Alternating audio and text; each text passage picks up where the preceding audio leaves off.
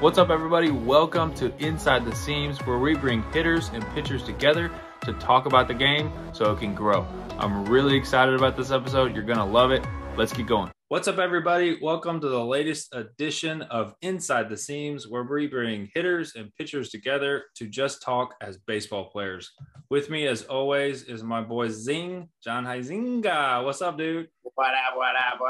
What's up, man? Hey, it's been a little while since we've done one of these. Man, life's just crazy, right? Schedule's just crazy, but we're super excited to be back and talking with you guys. And I'm super stoked about this guy that we have. I learn from this guy constantly. Really just enjoy him as a human. I think he's one of, if not the best hitting guy, right? Building swings out, right? But he's also seen a lot of the game, right? So he's just got a lot of wisdom that comes along with his extreme intellect, and he just gets the player, right? So if you're a coach, listen to this, listen to how he brings things, right? Because it's really good. If you're a player, this guy is just so good from the player perspective. And so it's going to be great. So it's my absolute honor to introduce Joey Lewis. He is at the Hit Lab LLC on Instagram. Great follow. Absolutely just fire content coming at you.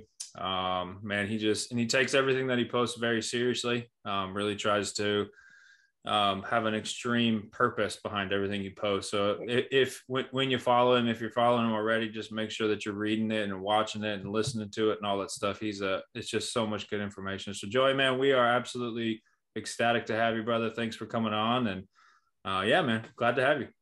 I am fired up to be here. Actually, to be honest, you were introducing me. I got goosebumps. I'm fired up, ready to talk some baseball. So. I love it, man. I love it. Yeah, I'm so excited, man, because I know we just had so many cool conversations, right? All the above, and so, man, I'm just glad for everybody to get a piece of that, right? So it's gonna be rad. It's gonna be rad. So yeah, man, tell everybody a little bit about yourself. Feel free to plug anything you want, but man, just tell everybody a little bit about yourself. You know, how long you've been around the game, what do you try to do, what you love, what keeps you there, any of that kind of stuff. Yeah, so grew up in Georgia, born and raised in Georgia. Live here in Nashville now, but went to University of Georgia from 07 to 09. Was on the 2008 College World Series team.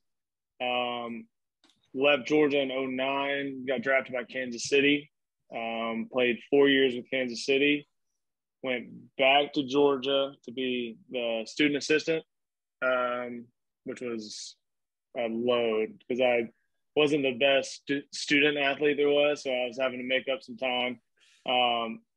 Coached at Georgia as a student assistant for a year. Kind of long story short, the whole staff ended up kind of getting fired. So I was kind of left out, no coaching experience.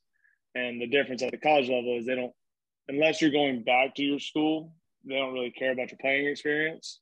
So I was kind of branching out, reaching out to guys, trying to figure out what I wanted to do.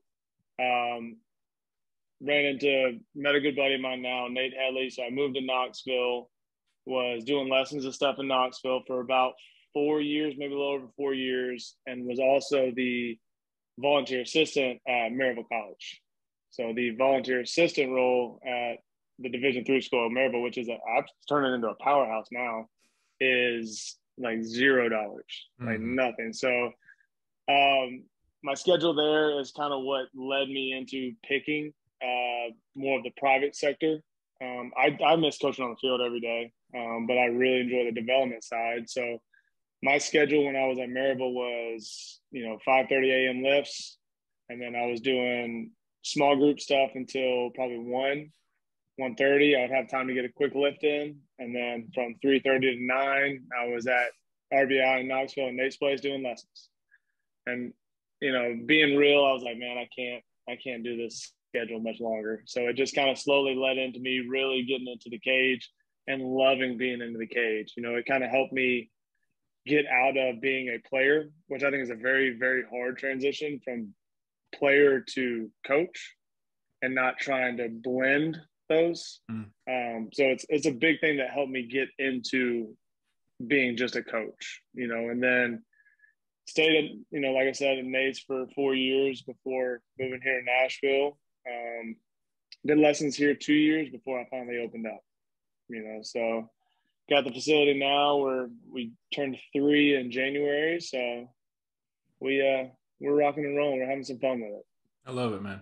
Yeah, and it's I love that. I always love hearing people's stories, right? I think it makes it humanizes us, right? I think it because there's things that we can all relate to in that, right? And I think that what's really cool is that I believe most elite players, right? They struggle with that transition, right? That you were talking about, and I think that's one of my favorite things about you personally as a person, but also as a baseball mind, right? Is like you have made that transition so well, right? Just being able to, yeah, just really help people develop, right? So I'll give you an example. One of my favorite one of my favorite Joey stories is so we were doing a camp in Atlanta, and that was one of the first places where we had really kind of hung out more, and talked for more than a little while, and so we had some guys there that were pretty good, right? Had some talent, and so Joey and I were talking. He's like, man, we got to challenge these suckers. Like we gotta put this machine up here, and we gotta like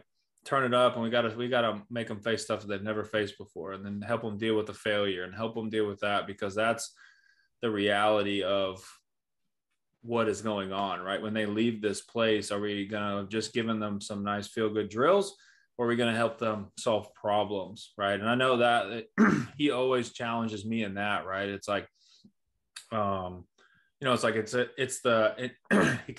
he says something to the effect of, it's not pretty, right? It's not pretty. It's not about being pretty. It's about the consistency, right? And it's like those kind of things. And I think that is so key, especially in development, right? In the social media age that we live in, right? The TikTok, Instagram age, where it's the highlight pieces, right? Or people don't watch as many games from start to finish, right? Zing talks about that all the time, right? He's like, no, don't go watch the highlights.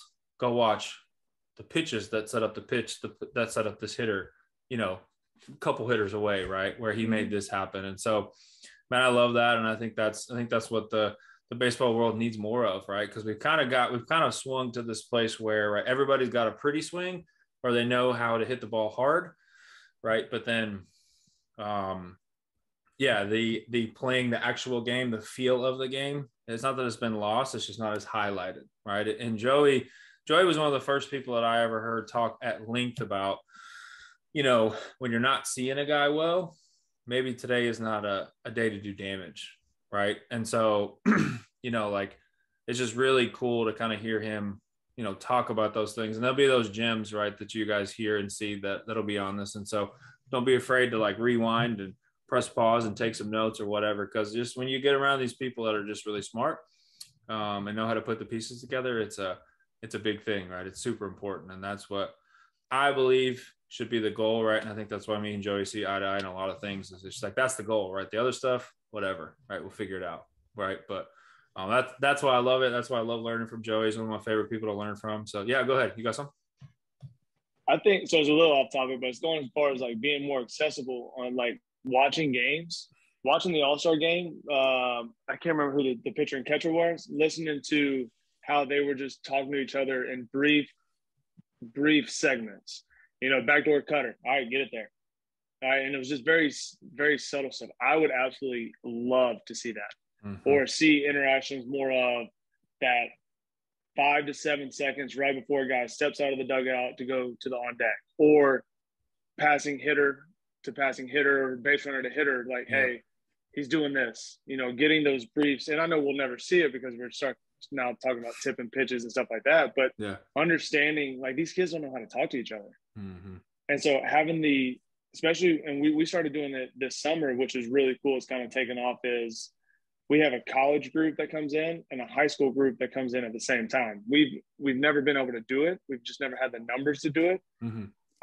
But having, 2 or 3 college guys in a cage with 3 high school guys, and doing multiple cages that way, and then just kind of taking a step back as a coach and guiding conversations so that these guys are figuring it out for themselves. That's good. Right? Our job as coaches isn't to give them answers. That's right. It's realistically is to trick them into thinking that they found the answer. That's right. Right? Because at the end of the day, if they think it's theirs, they're going to be more confident in it. They're going to execute it more. Whether it's hitting or pitching, it doesn't matter. And if I'm being honest, I think pitchers are almost light years in front of hitters. as far as being okay talking to not just teammates, but in the off season, talking to somebody who they're going to compete against, right? And your younger, even your younger college guys have a hard time branching open, especially if they're in conference together. Like they don't want to give any tips. They still think it's like, hey, we got to keep this tight knit. I figured this out. I don't want him to know, even though we're training together in the off season. Yeah. You know, and we're starting at our place. We're starting to get a combination of guys who are starting to open up now because they go back and they check and see what their buddy did. You know, they text them, hey, bro, saw you had a game. That's awesome. You know, the high school guys, when you interact with them, and some of it is because it's all kind of local, they want to figure something out and then they want to keep it. You know, and it's getting them to open up and be like, hey, dude, I figured this out. I felt this. I did this. Try this. See if this works for you. If it doesn't, so what? Throw it out. You know, we're not doing the same thing. We're at least experimenting with it. You know, that's kind of where the name came from. Like, I don't want you. I don't care if you perform for me. You know, I'm not trying to build a basically a dynamic that you feel like you have to come in and perform. There's going to be days where you have to. But realistically, it happens between the lines. You could come in here and you could swing and miss. You could look awful. You go out there and something click and you do what you need to do. You find 3 or 4 barrels. You do what you're supposed to do. Cool. We're going to come back. We're going to break that down. We're going to feel good first, and then I'm going to challenge you, and then I'm going to send you right back. That's right. You know, and it's finding that blend, right? As far as being a hitting guy, it's if I've got a guy who's, 0 for July, I'm not going to challenge him. He doesn't need to be challenged. He needs to be hugged. I've been there. I've had that 0 for July where you're like, oh, draft, oh my God, I'm gonna start packing now. Like, so it's finding that combination where, all right, dude's he's swinging it well. He's doing well. Let's see. This is what we're facing tonight. Let's challenge you. Let's get you competing before the first pitch. And I think that's where younger programs, high school programs miss out. And some of it is just accessibility. Like some of these teams you just can't, especially if you're down at, a big complex, they don't necessarily have a spot for you to really compete right before the game starts, So it's finding that blend of, being able to hug a guy and, be able to box a guy, right? That's where we got to kind of find that blend of when to do it. Everybody needs it. But when can we do it? Yeah, I love that. And it's moving that direction. And I think that's the biggest key, right? Is it's moving towards that direction, because it's for so long it's just been you listen to pro guys, right? And it's like, hey, I've been doing these same drills for whatever. And nothing of that is wrong, right? But then that's why some of these guys get in a tailspin, right? Or they figure out Zing freaking makes pitchers that figure out people's holes like ridiculous, right? And so it's like once that happens, and then the book gets out on you, and now it's like, I haven't had that, somebody that will box me but also hug me at the same time, right? And so I'm not necessarily used to that, and my brain's just used to doing it one way, and now I'm out of the league. Now I'm out of the league, and after 2 years, right? And I'm trying to go back. I'm going to Mexico, and I'm going here, and or whatever, even at a smaller level, right? Like, and I think that's the biggest key, right? And that's where I'm passionate, right? Is I'm a player guy, but I understand the coach, right? And so I think that, like I was talking with one of my guys this week, and he's like, yeah, man, all my coach does is talk about how we're better than this, and we should be this, and we should be this. And he's like, that's all we talk about.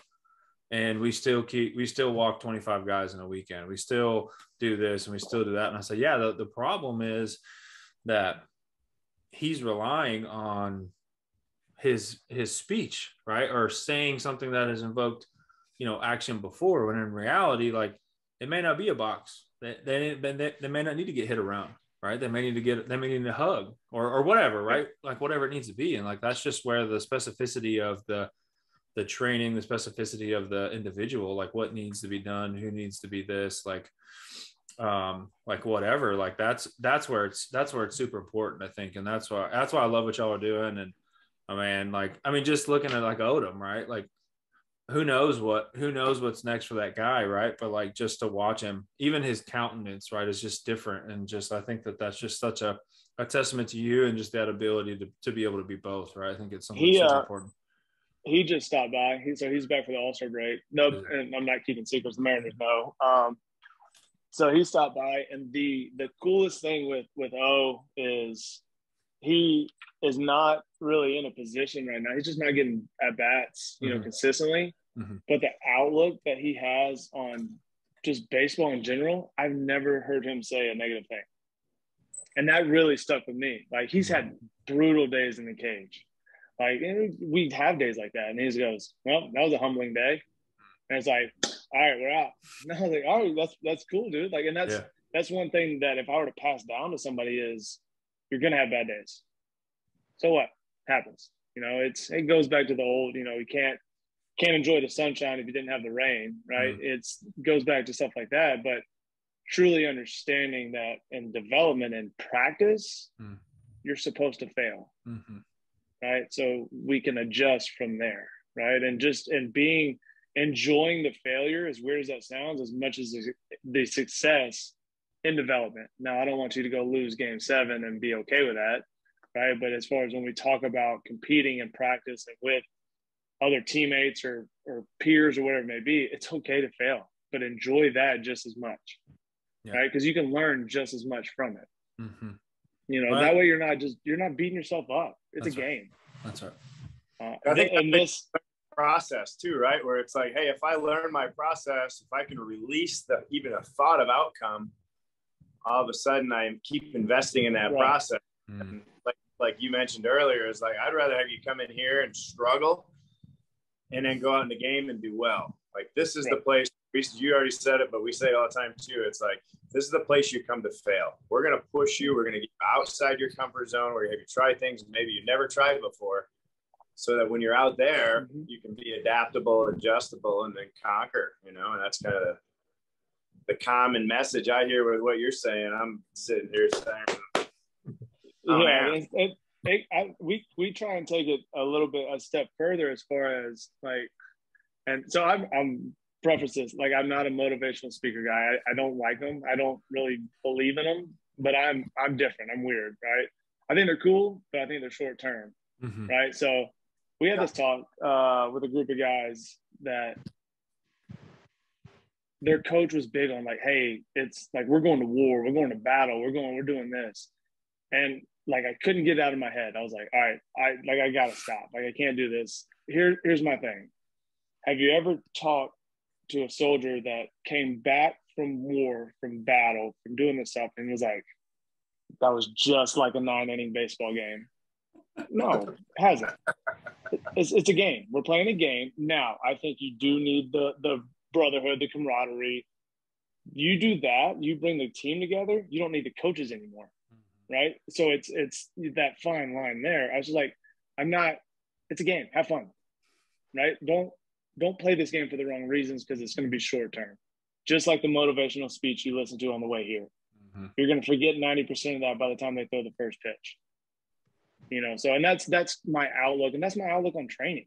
I'm going to push you. I'm going to challenge you. But at the end of the day, you go 0 for 4 in here, it doesn't matter. I'm going to hug you. See you later. I'll see you tomorrow.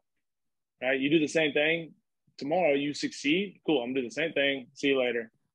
I'll see you next week. Whatever it may be. I think, as bad as it sounds, I think some of these amateur games are getting taken way too seriously. That's right.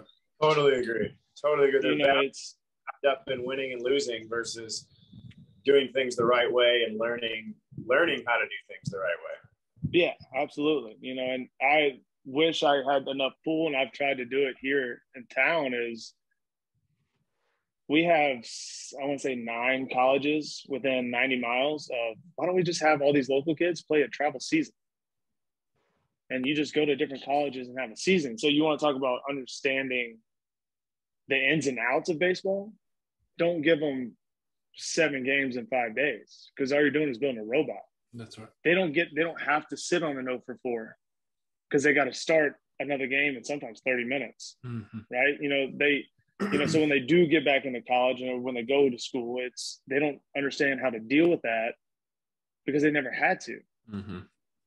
And I think, and that's travel baseball. That's a whole different beast, but for sure, it's understanding that, it's okay to go 0 for 4, and it's okay to go 4 for 4. But at the end of the day, like, you got to be happy doing what you're doing. If you're not, this game's going to kill you. Well, and that's one of the hardest things too, right? Because like people, right? Like, and it's not even, I don't even mean this. I'm going to say something. It's not even like that. That's a different conversation, right? But like the people that get super upset when people are excited when they get a base hit or they get a home run. And, you know, it's one of those things where it's like that kid who hits a walk-off, that kid who hits a grand slam, that's a walk-off, that kid who hit whatever. It's like, because of this mentality, right? When it's put too far to an extreme, right? Because of that mentality, it's like the kids are like, oh, well, you know, I just got to do that again. It's like, bro, you may never do that again. You gotta like, it's okay to look at that and be like, man, like that was cool. Like that was a good thing, right? That was something that I enjoyed doing. Like, cause you may never do that again, right? Like one of the guys that we know, he hit grand slams in back-to-back games. And we were talking after the game and I was like, man, like don't try and reproduce that. Right. Mm-hmm. That exact result. Cause like the book's out on you now. Like you're never going to see that for the rest of the season. Like enjoy that for what it is. And then look for the next challenge. Yeah. Look for the next opportunity. Right. Because you can get that.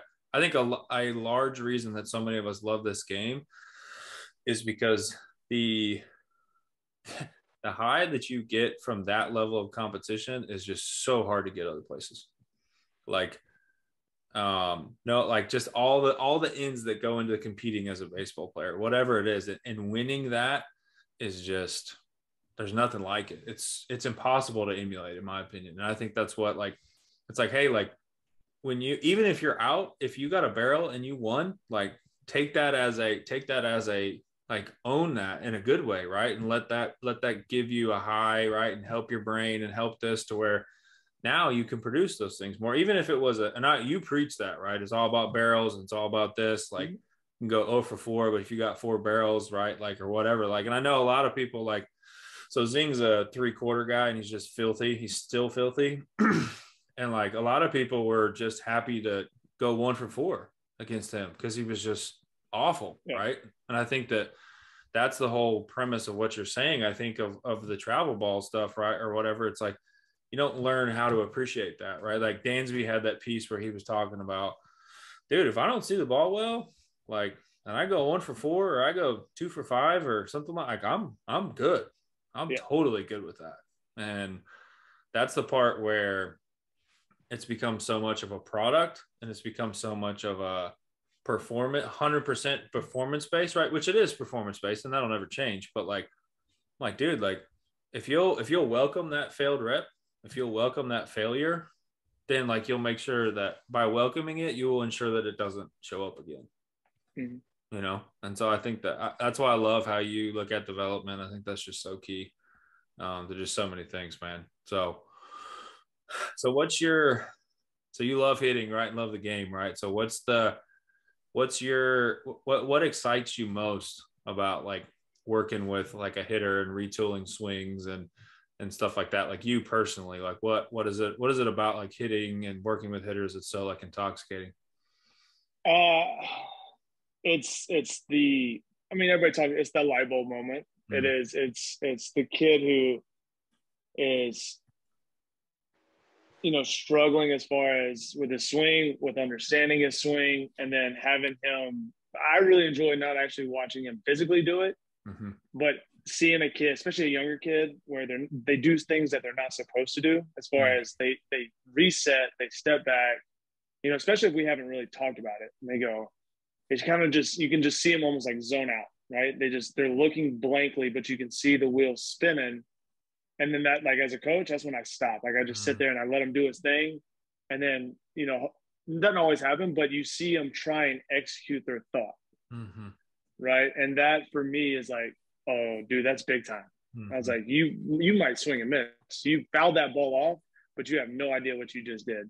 I was like, you're doing things right now. You're processing things right now that you're not supposed to for another 2-3 years. You know, and then that it's getting them to grasp it and getting them to fall in love with hitting, not just fall in love with the results of hitting. That's good. You know, being able to go, it's you can really see it with guys, bad hitters, doesn't matter the age, hate the machine. Good hitters can't wait to get on the machine. right? Because they know it's that challenge level. And it's getting the kid to transition from, I have no confidence in my swing. I'm not real sure what I'm doing. I have an idea. I don't want to get blown up for, 25 minutes. So I want to stay in my comfort zone to they walk in and I'll ask them, like, hey, what do you think? Machine today or what? And it's getting them to finally go, yes. It's like, boom, we're there. Now we can have some fun. And then seeing them obviously have success on the field is nice. I try and tell our guys, as much as possible, I was like, if you fail, we failed. I'm in this with you. If you succeed, you succeed, just to allow them to go, all right, I have a team. And this, we've talked plenty of times before. This is where it goes back to my why. You have the support system. It takes a village to create a elite baseball player, if you want to call it an elite baseball player, right? It takes more than one person. I will never claim a single player, right? Because I'm a part of it. Maybe it could be one thing I said. It could be that we spent hours in the cage together. It's mom, dad, brother, sister, coach, travel coach, strength coach, nutritionist, whatever it may be. It could be the random uncle that sends them a text or sends them a video. Like it's everybody involved, and understanding that community that happens, right?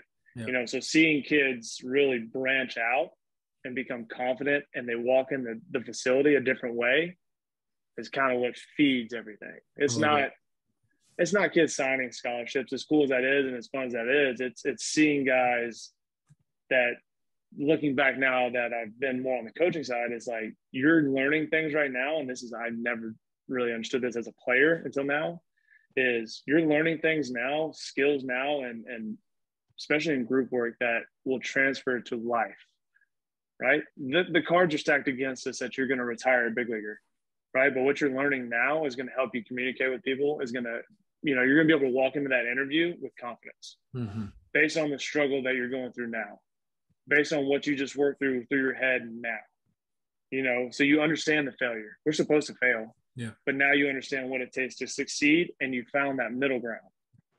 You're doing things that nobody's supposed to be doing, right? And it's understanding that it's that whole process. It's, we have the highlight moments, but it's seeing the process happen, and that's really kind of where it goes. And getting text, 4 years later, hey man, just thinking about you, hoping things are well, stuff like that. Cool. It's not even baseball talk.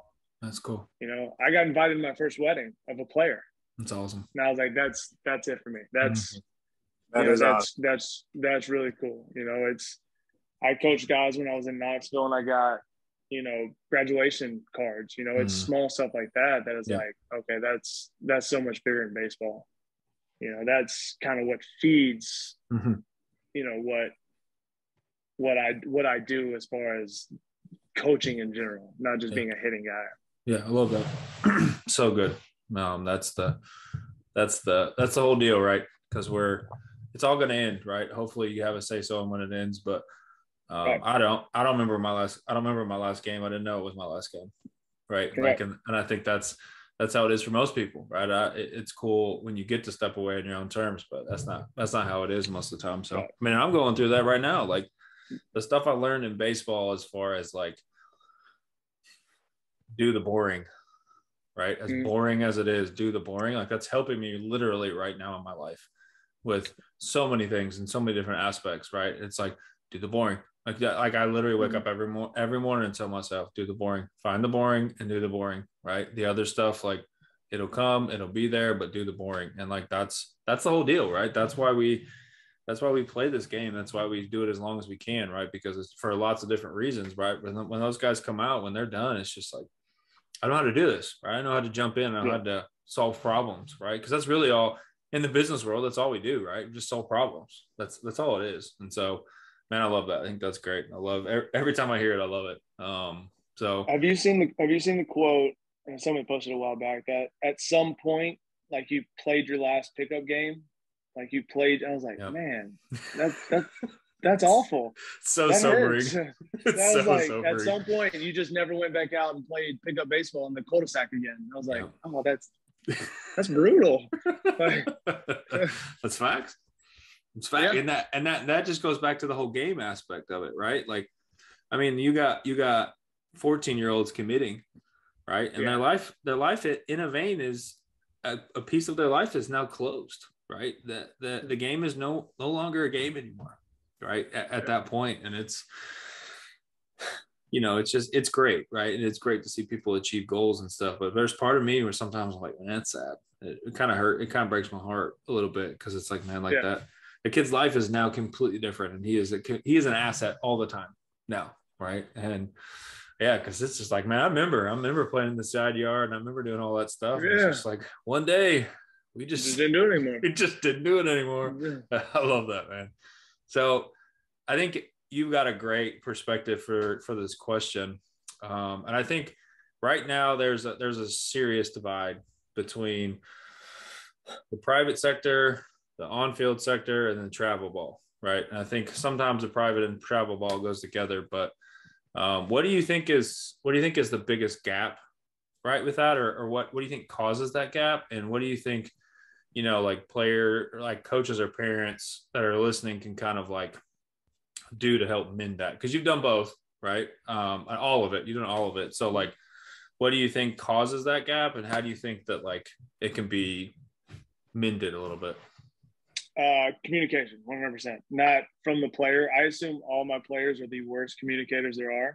It's facts. So it's sitting down or even on the phone. I try and do my best to go meet coaches, especially if I have a few other guys or I call them. Like, it's eliminating the 15, 16-year-old kid trying to explain what we're working on, in the cage, and then what he perceives that we're working on. Yeah.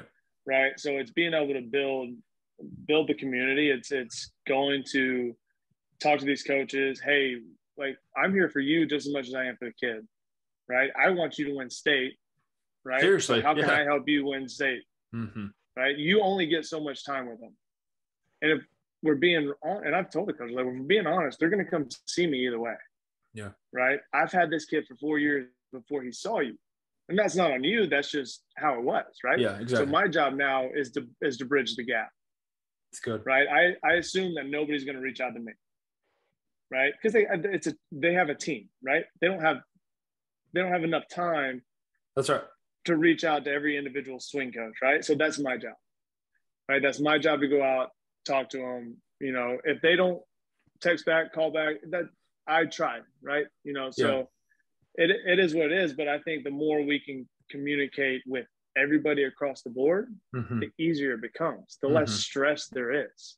There's no, he's doing this with him, well, we're trying to do this. It's, how can I build his swing to fit your system? That's it right there.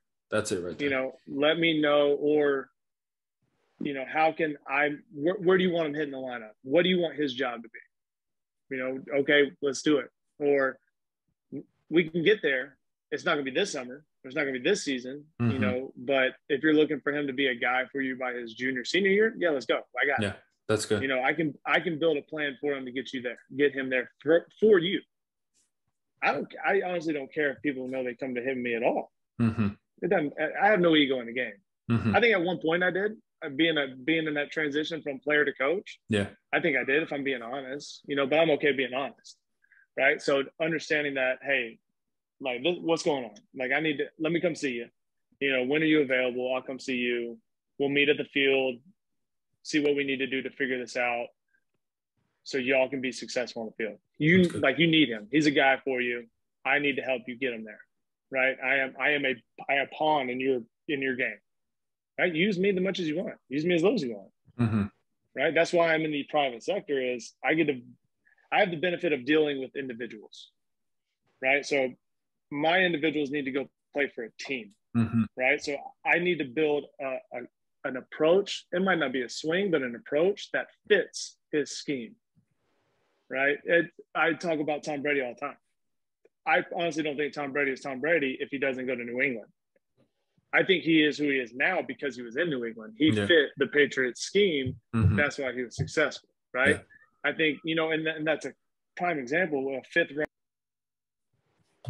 Oh, I think we lost him for a second. But yeah, I think that's really cool. Like Joey brings such a cool perspective to that, right? Because I think, and John, you've talked about this before too, right? I think there is such a gap in that, right? I think he mentioned it, right? It's like that's how you drop that is you meet for the player versus like it's me versus this guy, or there's this competition between the team and the facility. It's like Joey said, it's like they're going to do it anyways. I have that same approach where it's like as much as I can bridge that gap, you know, but also I can't come at it like, hey, I got all the answers and you know nothing. You know, it's like, no, it's like we know that we're both mutually in this for the kid. How can we help each other and how can we best help this kid? Yeah, that's right. No, yeah. I think that's great. Yeah. So, and I think that's just really good. Sorry, Joe, I didn't know. Sorry you got cut off, man, but go ahead. You can kind of pick up where you were leaving off. We were just kind of hitting on what you were talking about. Yeah. So it's, you know, being able to eliminate the fact that you're relying on a 15, 16-year-old to communicate, right? So it's more sit down meetings, it's more lunch meetings, it's more phone calls to understand that, hey, we are all on the same team. Like we are not different people. He doesn't play for me. I've got to build a swing, an approach for him to succeed for your team. That's good. I understand my role. I think if more guys, it sounds brutal as it is, stay in their lane, the kid benefits, the teams benefit, right? So I have kind of what I was saying is I don't have to win ball games. I've got to build guys who help teams win ball games, right? So you got to find the dynamic of that is that's why I've got to lean more on the high school coaches because he sees him 5 days, or the travel coaches who travel with him, who see him more than I get to see him, especially in season, right? So it's my job is to get him to do really well for you, right? Now all you have to do, if I'm doing my job, you've got to manage the other guys. You can rely on him because he understands his swing so well that you don't need to worry about him. You just tell him what to do. Right. And he's going to go execute it. Right. You don't need to worry about it. Now it's obviously that's, you know, end goal. It doesn't always happen, you know, it's building that relationship where he's like, all right, he hits, say with me, hits with Joey. All right. So I don't have to worry about him. You know, they're going to reach out. He's going to do his deal. You know, if I need to call him, I'll call him. This is what we see, you know, hey, so now it's my job to be like, all right, so when he's doing that, this is his tendency in the cage of what he does when I really challenge him. Here's his mechanical fix, but more importantly, here's his verbal, right? So you got to give him a verbal cue that he understands, he relates to, so now he can go apply it, right? You know, so if we're honestly trying to bridge the gap, everybody needs to understand where they are in this kid's career. Yeah, that's right. Yeah, I think that's the biggest thing that'll help. Yeah, well, because when you posture yourself that way, right? Like you almost completely disarm the other entities, right? It's like, hey, I'm with you. Like we're all on the team of get this kid to where he needs to be, because if that kid is where he needs to be, then everybody benefits, right? Like you don't have to write him about this. I don't have to. Like we're all in the. And I think it's just that posture, right? Of like, and I think you and I have talked about this, right? And Zing's very much the same way with this too. But it's like everybody wants their stamp to be on people, right? If you break it down psychologically, right? It's like, hey, I need to be seen, or hey, I need to make sure that this is people know, right? And it's like people know. Yeah. People know, right? And so it's like, man, I don't, you know, when you posture it that way, I think it just absolutely shows the other parties involved. It ain't about me. Like I don't have anything to gain from this, right? Like he's already coming, if he's doing lessons, he's already coming to me and I'm already involved with his family. I don't have anything to gain, right? What we have things to gain by working together, right? And we'll be able to, then the player wins, right? Which is the ultimate goal, is the player wins, right? And so I think that's such a great perspective, man. I love it. Right, is ownership. Like give them as much ownership as you can, and you're helping them better long term. Like, you know, you see some of these youth teams where it's like the coaches coach them too much on the field, and then they see success and they win these little rings when they're young. They're not teaching them long term. Like with my pitchers, for example, you know, guys sitting in the dugout calling all the pitches, and versus teaching the catcher and the pitcher how to call a game and how to read hitters and how to, yes, it's going to take longer. You might not win as many rings when you're 10, 11, 12 years old, but then you get a kid who's 15, 16 going into high school, maybe playing against guys 3, 4 years older than them if they're good. And it's like, oh, I can think for myself out here versus like coach gave me, what was that again? Oh yeah, I should throw a curveball here. Yeah. Zing, I want to get your perspective. I heard a quote, or I heard somebody talking about it. It might not be a quote. So I was a catcher, right? And I'm 100% on your side. So the flip side of it, I guess you can say, as far as calling pitches, they have coaches calling plays for quarterbacks. That was the biggest debate that I've heard so far. That actually made a little bit of sense. Peyton Manning gets into the huddle and somebody has called a play for him. What do you got on that? Interesting. I mean, I think there's time and place where it's like, here I have a black curtain that's behind the mound. So like sometimes I'll go back there and it's like the little happy angel here and the little devil guy that's here, right? You got those voices that are speaking to you. And it's like, I try to give them the troubleshooting, but I like to do it more in the form of a question. Because I think like with a quarterback, for example, he's not maybe able to see what the other 10 players are doing out there with him, but it's a full team effort doing it. Whereas a pitcher, you're kind of like, yes, you're working with your catcher. Like in my opinion, the catcher's giving suggestions. If I'm on my game, I'm calling the game. Catcher gives me suggestions. If I trust my catcher, we're on the same page kind of thing. But it's like, I don't think anybody else gets to see what you see as a pitcher and catcher. You know, did he scoot up in the box? Did he scoot back? Did he move closer to the plate? Is he white knuckled? Is he, or is he taking, all these little things that's like, you see that little look in their eye sometimes that I think that might be a little bit of a difference, but I think time and place too, like teach them, okay, hey, did you see that? Did you see he stepped, he took a step back off the dish there. What do you think he's doing? Yeah, or that's very similar to what I was saying. What do you see? I think it's like a little drip system. I like to kind of talk about it like a garden. It's cultivating. It's like, okay, we dig a hole, we plant a seed. We can't just expect that seed to go whoop, but it's like watering. It's like sitting back there and saying, hey, did you see he's late? Maybe we should go a little more in and a little more, or, hey, he's right on you. We should probably mix it up a little bit, and starting to get them to think that way. So when they're on that island out there, they feel confident in what they do. Because I'm a firm believer, conviction more than anything, where it's like, if I'm convicted in the wrong pitch, I could still probably have more success than being unconvicted in the total right pitch. Because there's just that little, as a hitter, it's like you see that look in his eye. He didn't totally trust that changeup right there, and he hung it by that much, and you just found that barrel, unleashed on it, and it's like he's kicking himself because he didn't want to throw that pitch. That's good.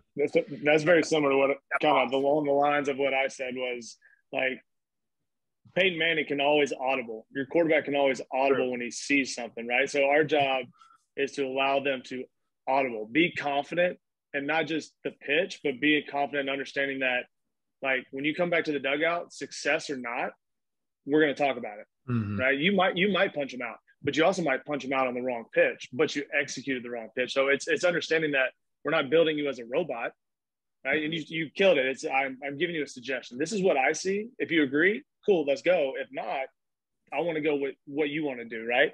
And then if he hits it out of the park, my reaction is going to be the same. It's going to be like, all right, why? Or you struck him out, why? Right? And that's kind of was my debate on the flip side of it was, like, these guys have freedom. They can audible. Peyton Manning, more than anybody in the world, audible, hot routes. Like you can always come off of your game plan, right? And I think that's the biggest thing that I'm seeing in college now is a lot of he called this, I threw this, And I'm not speaking for every college now, but it's it's getting to the point where if I'm a professional team. And you can see it in today's draft already is I'm going after young catchers and I'm going after young pitchers. I want to be able to understand that I can build them, I can teach them, and then they can go.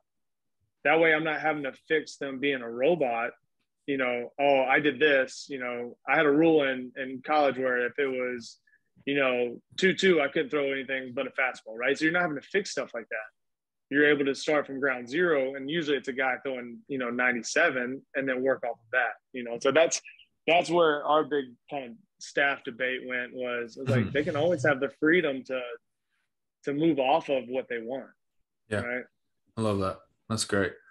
Well, guys, I think we need to do a part 2 of this, Bad Johnny. So I think, yes, please do that. Yeah, I think a part 2 would be great, because there's a whole bunch of stuff that I want to ask Joey that you guys need to hear. Right, I love the answers that he brings. So we'll probably record that part 2 here in a little bit. But so you guys get through this one, right, and then we'll get the part 2 out to you guys here in a little bit too. So Joey, man, we'll hop back on here and because people need some more of this wisdom. But man, you're awesome, and thanks for sharing it, and thanks for sharing the time. And yeah, y'all, this part 2 will be dope too. I'm telling you, these conversations are just priceless stuff for you as a hitter, as a coach, as a pitcher, as a player. So yeah, y'all are awesome. And hey, look out for part 2. We'll get that going and get doing all that. So everybody have a great day. Make sure you get ready for part 2, and we will talk at you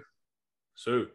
Thank you so much for watching. I'm sure you were able to get a lot out of that. So because of that, make sure that you share this, right? Make sure that you put it out on social media, on your stories. Make sure that you subscribe, give us a 5-star review, because our passion is to see the game grow, and our passion is to see you become the best baseball or softball player that you can. So go ahead and do that for us, and I can't wait to see you on the next episode.